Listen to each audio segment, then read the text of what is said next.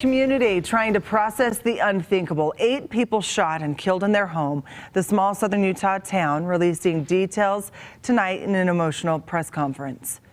That the suspect took his own life after killing 7 others in the home. The suspect is 42-year-old Michael Haight.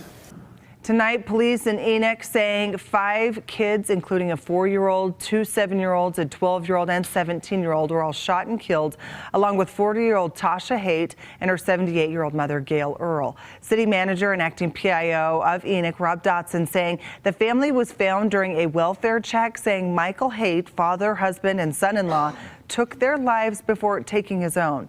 Tim Marriott, a student services coordinator, saying this tragedy has a huge impact on the schools there, and the counselors, therapists, and social workers are all available for students in need. The trials and the hard times are not going to be done after today. We noticed that there's quite a few students that are gone today in their schools, and we recognize that these next several days, weeks, months that are coming are going to be difficult for our schools and for our teachers. Mayor Chestnut also at the press conference in tears as he described the relationship with the Haights and how close their small community is in Enoch, calling them all a family. Tonight, family and friends just devastated by this loss, sharing their heartbreak as they work to understand how this happened. ABC4's Courtney Johns live in studio tonight with more on how the family is being remembered. Courtney. Glenn, Becky Thurgood says she's known Tasha Haight for 17 years, and she cannot believe something so terrible could happen to such an amazing person. I'm still trying to process the fact that she's gone and that her kids are gone. Becky Thurgood has known Tasha Haight since the two were both pregnant for the first time. She was quick-witted. She could make you laugh so easily. She was a rock for me during some hard times for me, and she was always a soundboard for me. She was a light, just a joy to be around. At one point, they lived just a block away from each other. She and I'd go for walks every morning with our babies. She says she can't understand what happened. Police saying they believe Tasha's husband, Michael Haight, shot her, their 5 children, and her mother before turning the gun on himself. It's a shock. I'm baffled by it. Becky didn't know him well, but she knew Tasha had filed for divorce last month. She was just ready to move on into a new chapter of her life with her kids, and her 2 oldest were ready for it as well. That chapter ending with so many unanswered questions. Becky finds solace in her faith. And it's the only comfort that I'm feeling at this time is knowing that they're at peace and they're together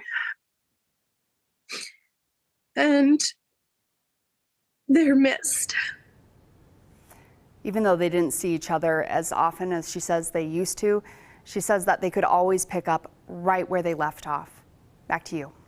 All right, thank you, Courtney. Amid the tragedy in Enoch, Utah Domestic Violence Coalition reminding people of resources to help with domestic violence. Enoch is a small town of about 8,000 people. UDVC is saying homicides in rural communities are 3 times as likely to involve an intimate partner than in larger cities, saying when these incidents happen, the impact is profound and overlapping.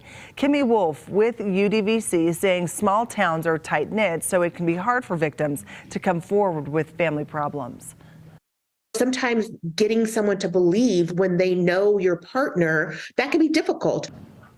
Wolf saying people in Enoch have a local domestic violence advocate there. We have that number posted on the bottom of the screen. And if you live anywhere in Utah and need help, you can always call the Domestic Violence Coalition confidential hotline.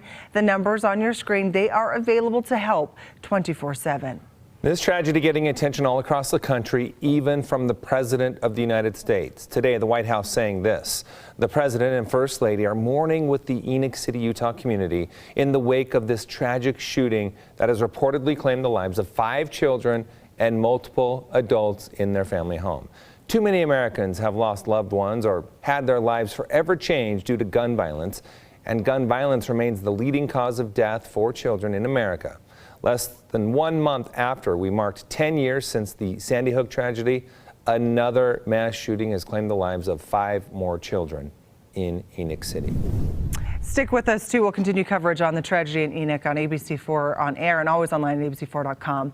Another big story tonight, of course, the weather. That's why you're seeing this camera here. A storm already starting to hit Utah this evening.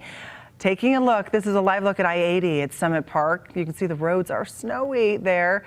Let's check the status of the storm with Chief Meteorologist Alana Brophy at this hour. Alana, more snow coming down tonight. Yeah, we're tracking the timing and the impacts. As we know, the backside of the Wasatch continues to get snow. Let's get right to that storm tracker radar because it gives us the best idea of where we're seeing rain and where we're seeing snow, because that changeover happening in different portions of northern Utah. Eastern Utah has filled in with that moisture as well. As we kind of take a closer look, let's go ahead and zoom in here into the north. We know as we look towards Logan, we're seeing snow falling up there in Cache Valley. We've got rain still on the western side of I-15 from Brigham City all the way down to American Fork and Provo, but we have seen the switch over in some places, and that includes Lehigh, where you see the snow kind of mixing in there, a portion of Tooele County, backside of the Wasatch over I-80 towards Evanston, and the rain that you're seeing over the lake that will eventually switch as well. Okay, let's get down into central Utah, where we know it's snowing on I-15. Beaver County up through I-15 and Cove Fort, definitely getting sloppy at this hour, and we know that that's going to continue. Our south central mountains dealing with that snow, and they'll continue to see that. Kanab with rain, so we know that we're starting to dry out just a little bit in St. George, but near Cedar City and the Cedar City Mountains, we still have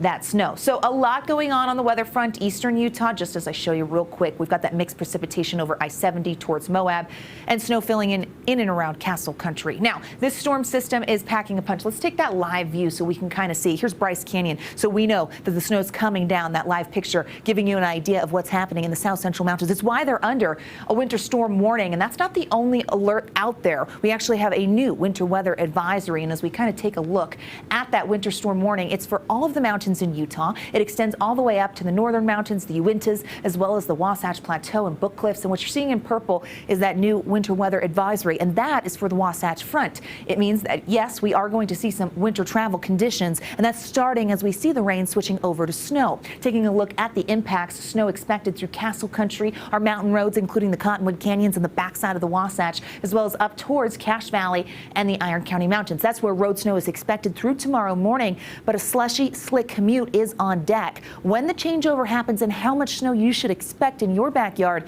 coming up in my full forecast in just a few moments. Glenn, Emily, back to you. All right, Alana, thank you. New developments tonight. The man accused of murdering 4 college students is back in the state of Idaho. Bryan Kohberger is in court today for the first time, facing 4 murder charges. Prosecutors revealing chilling new details today, saying a surviving roommate heard cries from a victim's room the night of the slayings, and a man saying, quote, "It's okay, I'm going to help you." We now know she saw the killer that night, and police say she helped them identify Kohberger as a suspect. Cell phone data shows he visited the area of the home 12 times before the murders. Police matching DNA from a knife sheath found at the scene with DNA on a piece of trash outside of his parents' home in Pennsylvania.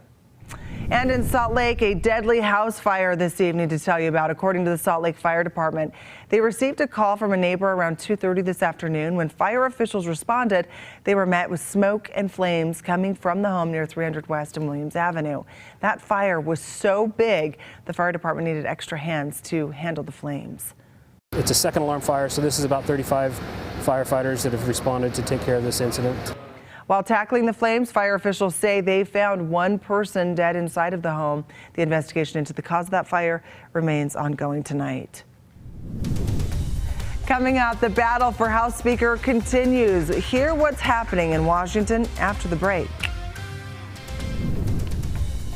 Plus, you're taking that live look at Parley Summit, where we've seen road snow. We already have a couple of inches on the ground in Midway, the backside of the Wasatch, and our mountain valleys dealing with accumulation right now. Will that happen in our valleys along the Wasatch Front? Answers and the timing in Utah's most accurate forecast.